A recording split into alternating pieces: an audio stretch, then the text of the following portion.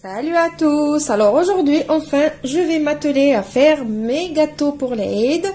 Alors comme les Eid c'est bientôt, c'est dans 2 jours, je vais pas vraiment faire beaucoup de gâteaux, beaucoup de vidéos de gâteaux parce que c'est juste pour marquer le coup comme quoi c'est les Eid. Je vais faire des gâteaux aujourd'hui avec la même pâte. On va faire plusieurs sortes. Alors il vous faut pour la pâte 400 g de farine, 150 g de beurre, 150 g de sucre en poudre, un œuf. On va prendre une cuillère à café de levure chimique et une cuillère à soupe de miel. Ça, c'est les ingrédients, c'est la base pour faire la pâte. Donc, on va commencer à faire la pâte et après, on verra qu'est-ce qu'on va faire pour faire plusieurs sortes avec la même pâte. Alors, comme d'habitude, moi, je vais faire ma pâte dans le robot, mais cette pâte, vous pouvez la faire facilement à la main. Il faut juste faire les mêmes étapes que moi. Donc, on commence par mettre le beurre. Alors, pour ceux qui vont faire la pâte à la main, il vaut mieux que le beurre il soit vraiment pommade pour faciliter la tâche. On met le beurre. On met le sucre. Donc, ici, je ne mets pas de sucre vanillé parce qu'on va utiliser cette pâte de différentes manières. Ça veut dire on va l'aromatiser.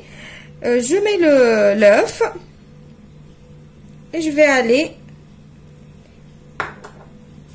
malaxer tout ça et je vous retrouve après. Voilà, alors maintenant je vais rajouter ma cuillère de miel. Alors le miel ça donne une jolie couleur à la pâte et en même temps ça donne un goût spécial et ça permet de conserver les gâteaux on va dire avec un croustillant. Je ne sais pas comment vous expliquer, ça donne vraiment un bon goût et les gâteaux ils restent croustillants et fondants en même temps. Voilà. Maintenant on va mettre la farine. Donc là pas besoin de tamiser la farine. Et je vais mettre en même temps ma petite cuillère à café de levure chimique. Je vais pétrir ma pâte et je vous retrouve juste après. Alors voilà, ma pâte elle est prête. Comment savoir que votre pâte elle est prête et elle est bien pétrie?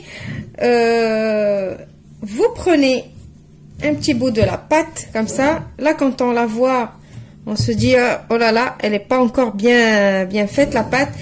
Mais vous allez voir, dès que vous la prenez comme ça, vous commencez à la manipuler et qu'elle se manipule facilement. Par exemple, je veux faire une boule, ça se fait facilement. Je veux faire un boudin, ça se fait facilement. C'est que ma pâte, elle est prête. Voilà, je débarrasse ma pâte. Voilà, donc ma pâte, elle est prête. Je l'ai divisée en 4. Ça m'a fait à peu près 200 g la part. Et maintenant, je l'ai couverte. Et maintenant, on va passer à la seconde étape. Alors, pour le premier modèle, il nous faut du zeste de citron ou d'orange, ce que vous préférez, et 2 cuillères à soupe de noix de coco. Qu'est-ce que je vais faire? Je vais prendre un morceau de pâte, je vais le mettre quelque part. Je vais rajouter le zeste de citron et la noix de coco. Et je vais retravailler ma pâte pour lui donner le goût.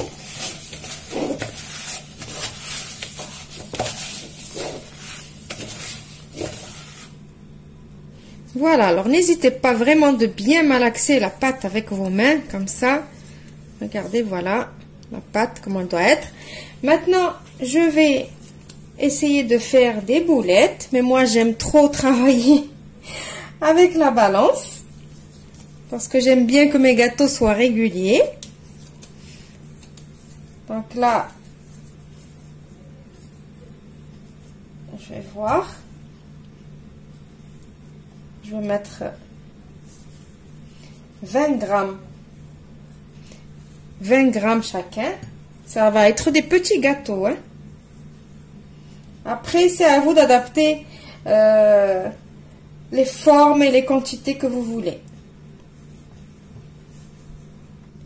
Voilà, donc j'ai fait des boulettes, ça m'a fait des petites boulettes, mais moi j'ai envie d'avoir ce modèle-là. Donc je fais juste un petit boudin.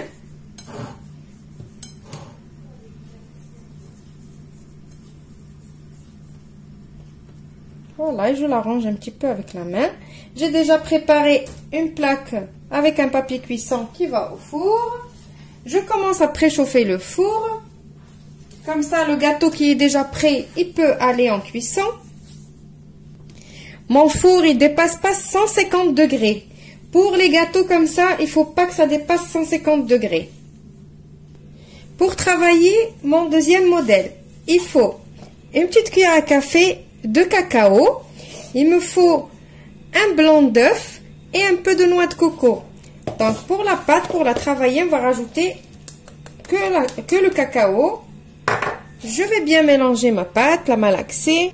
Alors voilà, mes boulettes de pâte cacao sont prêtes. Plutôt, elles sont prêtes, les boulettes. Donc maintenant, on va prendre la boulette et on va la mettre dans le blanc d'œuf. Et après, on la passe dans la noix de coco. Ça va faire un joli contraste, le cacao avec la noix de coco. Et après, je prends ma petite cuillère à miel, si vous avez la cuillère à miel. Si vous n'avez pas la cuillère à miel, vous pouvez le faire avec le doigt. Moi, j'ai envie que ça soit régulier. Donc, je vais faire un petit trou au milieu.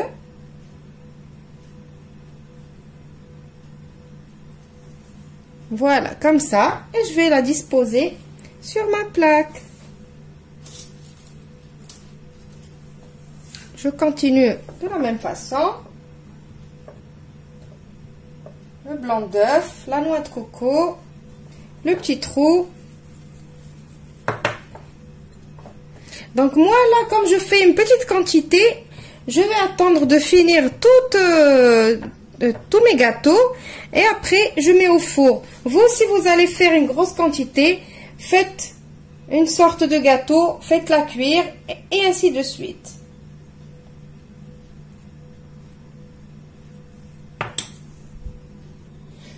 Maintenant, la troisième pâte. La troisième pâte, je vais mettre des fruits secs. Alors là, vous mettez les fruits secs que vous avez à la maison.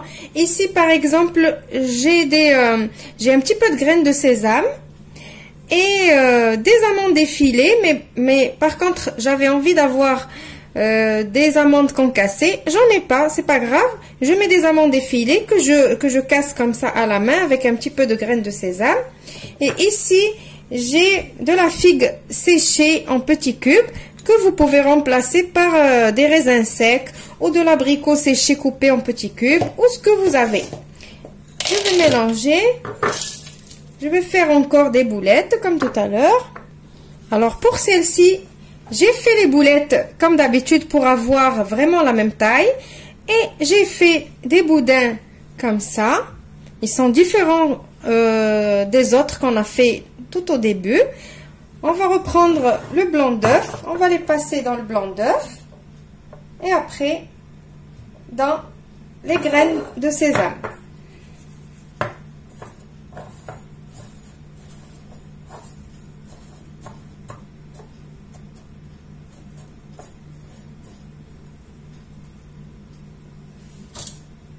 Et on dispose directement sur notre plaque de cuisson.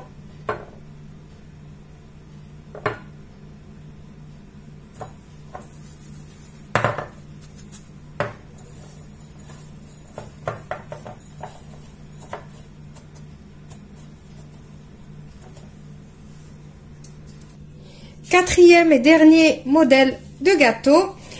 Là, ça va vous étonner un petit peu ce que je vais rajouter dans ma pâte. Mais croyez-moi, c'est très très bon. Alors, je vais rajouter un petit fromage fondu. Donc, je vais bien le travailler avec la pâte. Mais si vous voyez que la pâte, en la travaillant, elle devient trop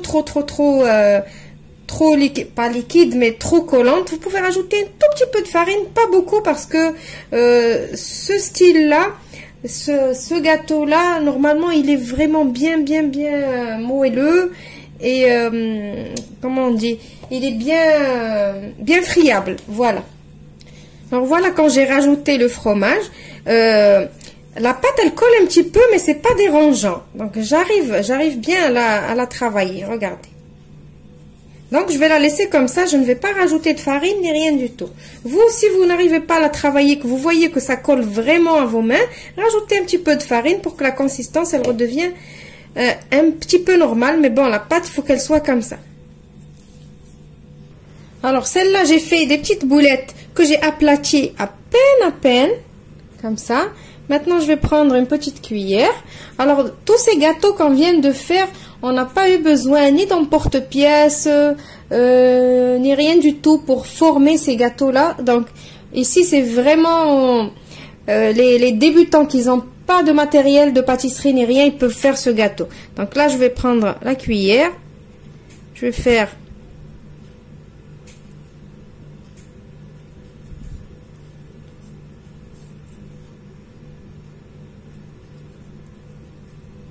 Voilà. Faire juste ça. Pour que ça fasse joli, pour que ça reste pas comme ça, là.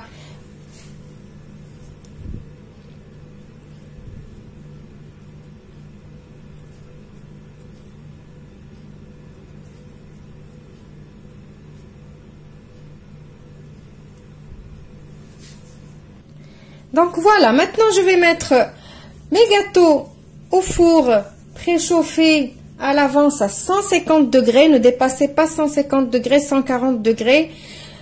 Et je vais les laisser cuire. Mon petit plateau de gâteau, il est prêt. Je suis prête pour fêter l'Eid comme il se doit. Avec peu d'ingrédients, vous avez vu, avec peu d'ingrédients, 400 g de farine, 4 sortes de gâteaux et 40 petits gâteaux. Je vous promets que ça ne coûte pas cher et que c'est meilleur fait maison. Donc là, je vais vous expliquer un petit peu la finition que j'ai faite.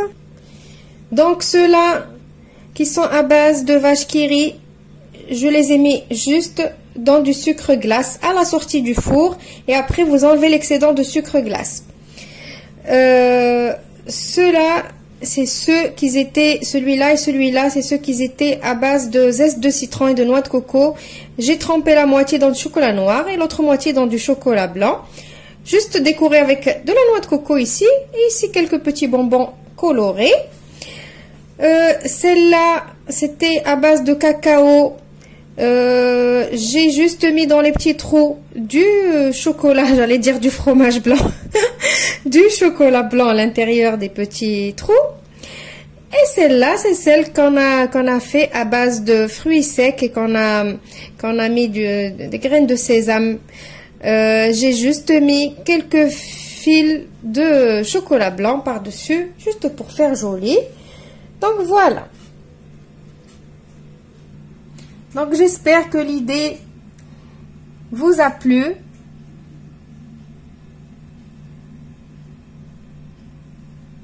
J'espère que vous allez essayer au moins une sorte ou deux, ou même les 4, pourquoi pas. Vous avez vu, c'est très facile à faire. Voilà, j'attends vos retours et vos petits commentaires qui me font plaisir.